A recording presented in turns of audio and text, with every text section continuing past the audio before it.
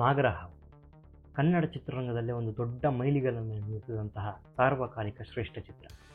ಸಾಹಸ ಸಿಂಹ ಡಾಕ್ಟರ್ ವಿಷ್ಣುವರ್ಧನ್ ಎಂಬ ದಂತಕಥೆ ಹುಟ್ಟಿಕೊಂಡಿದ್ದೇ ಈ ನಾಗರಹಾವು ಸಿನಿಮಾದ ಮೂಲಕ.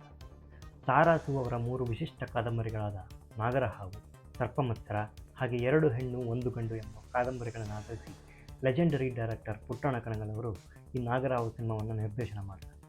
ನಮ್ಮ ಕ್ರೇಜಿ ಸ್ಟಾರ್ ರವಿಚಂದ್ರನ್ ಅವರ ತಂದೆ ಎನ್ ವೀರಸ್ವಾಮಿ ಅವರು ಈ ಸಿನಿಮಾವನ್ನು ನಿರ್ಮಾಣ ಮಾಡಿದ್ದಾರೆ. ಸಂಪತ್ ಕುಮಾರ್ ಎಂಬ ನವನಟ ವಿಷ್ಣುವರ್ಧನ್ನಾಗಿ ಬದಲಾಗಿ ರಾಮಾಚಾರಿ ಎಂಬ ಪಾತ್ರದ ಮೂಲಕ ಭಾರತದಾದ್ಯಂತ ಒಂದು ಹೊಸ ಯುಗವನ್ನೇ ಪ್ರಾರಂಭ ಮಾಡಿದರು. ಅಮಿತಾಬ್ ಬಚ್ಚನ್ಗೂ ಮೊದಲು ಆ್ಯಂಗ್ರಿ ಯಂಗ್ ಆಗಿ ಕಾಣಿಸಿಕೊಂಡಿದ್ದು ಇದೇ ರಾಮಾಚಾರಿ.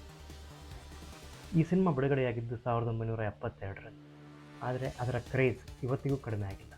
ಈ ಸಿನಿಮಾ ಕನ್ನಡದಲ್ಲಿ ಬ್ಲಾಕ್ ಬಸ್ಟರ್ ಆದ ನಂತರ ಸ್ವತಃ ಪುಟ್ಟಣ್ಣ ಕಣಗಾಲ್ ಅವರೇ ಹಿಂದಿಯಲ್ಲಿ ಈ ಸಿನಿಮಾವನ್ನು ಜಹರೀಲಾ ಇನ್ಸಾನ್ ಎಂಬ ಹೆಸರಿನಲ್ಲಿ ರೀಮೇಕ್ ಮಾಡ್ತಾರೆ. ಇಲ್ಲಿ ಜಲೀಲಾ ಪಾತ್ರವನ್ನು ನಿರ್ಮಿಸಿದ ರೆಬಲ್ ಸ್ಟಾರ್ ಅಂಬರೀಷ್ ಅವರು ಹಿಂದಿಯಲ್ಲೂ ಸಹ ಆ ಪಾತ್ರವನ್ನು ಮಾಡ್ತಾರೆ. ಇನ್ನು ಈ ಸಿನಿಮಾ ತೆಲುಗು ಹಾಗೂ ತಮಿಳಿನಲ್ಲೂ ರೀಮೇಕ್ ಆಗಿ ಅಲ್ಲಿಯೂ ಸಹ ಸಕ್ಸಸ್ ಕಾಣುತ್ತೆ. ಭಾರತದಲ್ಲೇ ಮೊಟ್ಟ ಮೊದಲ ಬಾರಿಗೆ ಸ್ಲೋ ಮೋಷನ್ ಕ್ಯಾಮರಾವನ್ನು ಬಳಸಿದ್ದು ಇದೇ ನಾಗರಹಾವು ಸಿನಿಮಾದಲ್ಲಿ.